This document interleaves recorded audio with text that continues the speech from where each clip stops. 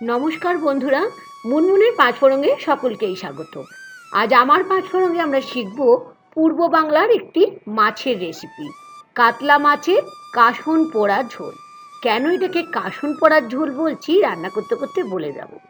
তাহলে ভালো লাগলে ছোট্ট করে লাইক আর শেয়ার করার অনুরোধ থাকলো। আসুন শুরু করি আজকের রেসিপি।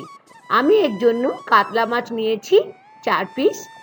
মাছটাকে বেশ ভালো করে ধুয়ে পরিষ্কার করার পরে লবণ আর হলুদ দিয়ে ভালো করে মাছটাকে ম্যারিনেশন করে নিতে হবে।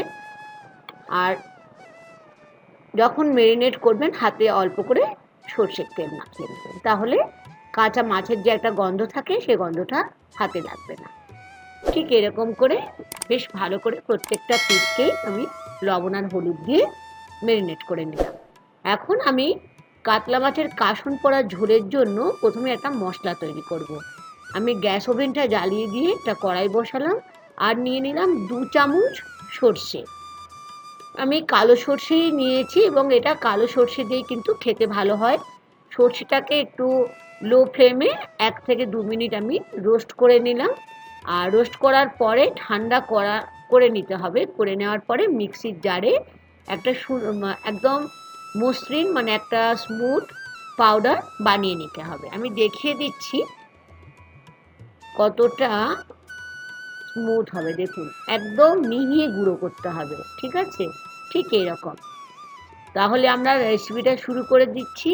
মেন এখন আমাদের যেটা করতে হবে, কাতলা মাছটাকে ভেজে নিতে হবে। তার জন্য আমি কড়াই বসিয়ে নিয়েছি আর বড় চামচে 2 চামচ সর্ষের তেল। সর্ষের তেল তো লাগবেই, আর সর্ষের তেলে করলেই তবেই খেতে কিন্তু এটা ভালো বেশি লাগবে। তেলটা বেশ ভালো করে গরম হয়ে যাওয়ার পরে কড়াইয়ের চতুর্দিকে লাগিয়ে নিলাম আর দিয়ে দিলাম 1/2 চামচের মতো লবণ। লবণ দিচ্ছি তার দুটো কারণ, মাছটা কড়াইয়ে লেগে যাবে না আর তেলটা ছিটে আমাদের গায়ে লাগবে না। এখন একটা একটা করে লবণ আর হলুদ মাখানো মাছগুলো আমি গরম তেলের মধ্যে দিয়ে দিচ্ছি। মাছ ভাজা তো আপনারা সকলেই জানেন, একটা পিঠ হলে আর একটা পিঠ উল্টে দিতে হবে। আর এটাকে আমি কাসুন পোড়ার ঝোল বলছি, তার কারণ হচ্ছে আমরা এটাকে সর্ষেটাকে পুড়িয়ে আমরা বানাবো বলে এটার নাম হচ্ছে কাসুন পোড়ার ঝোল। তার আগে আমি একটা দেখুন 1 চামচের মতো লবণ আর 4 চামচের মতো হলুদ আর জল দিয়ে একটা ঘোল তৈরি করে নিলাম। এটাকে রেখে দিচ্ছি। মাছটা ভাজাও আমাদের হয়ে গেছে।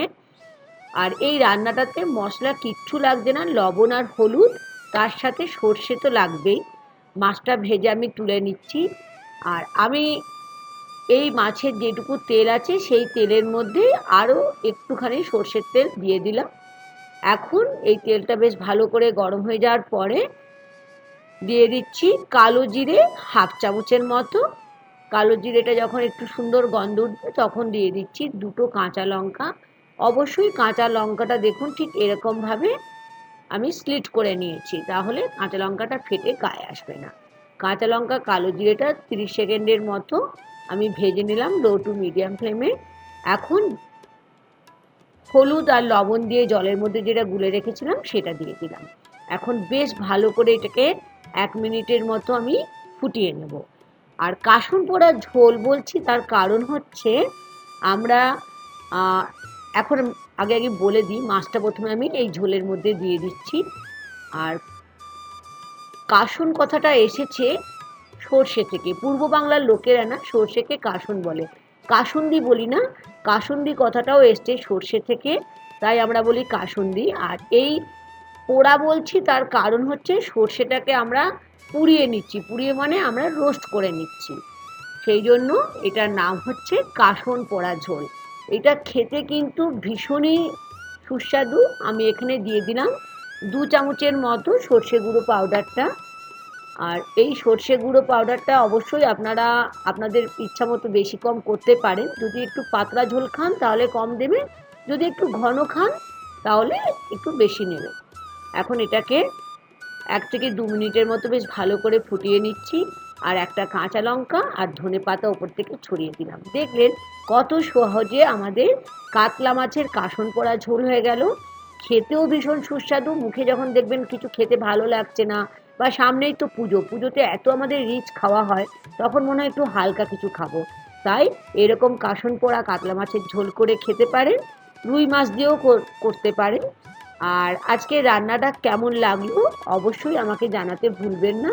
আর দেখতে দেখতে লাইক করে দেওয়ার অনুরোধ থাকলো। আর নতুন বন্ধু যদি হয়ে থাকে তাহলে আমার চ্যানেলটিকে সাবস্ক্রাইব করে নেওয়ার অনুরোধ থাকলো। তাহলে গরম ভাতে বানিয়ে ফেলুন পূর্ববঙ্গের একটি রান্না, কাতলা মাছের কাসন পোড়া ঝোল। আজ এই পর্যন্ত বন্ধুরা, থ্যাংক ইউ।